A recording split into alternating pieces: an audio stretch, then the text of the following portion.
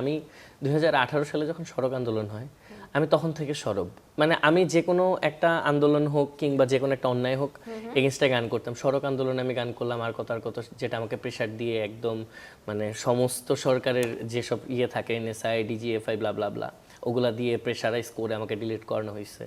তারপরে যখন আবরার ফাহাদ মারা গেল আমি তখনও গান করলাম। প্রত্যেকটা ইস্যু অনেক রিস্কি ছিল। ফেলানিকে যখন বর্ডারে ঝুলায় রাখলাম আমি তখনও গান করলাম। মানে যে কোনো অন্যায় যখন হইছে, ধর্ষণ হচ্ছিল, এগুলা নিয়ে মেনে নিতে পারে না। পূর্ণির কি অবস্থা? কোনো অন্যায় অবিচার দেখলে কি কেমন অনুভব হয়? মানে আমার প্রতিবাদের ভাষাটা তো তখন গান দিয়ে আমরা দেখলাম করলে। গান দিয়ে করেছি কারণ এটা আমার জন্য করা সহজ, যেটা হয়তো বা মানে কথা দিয়ে বললে মানুষকে বোঝানো যায় না। কয়টা কথা দিয়ে বোঝাবো? গান দিয়ে হলে গান মানুষ ভালো করে শুনবে আর বুঝবে।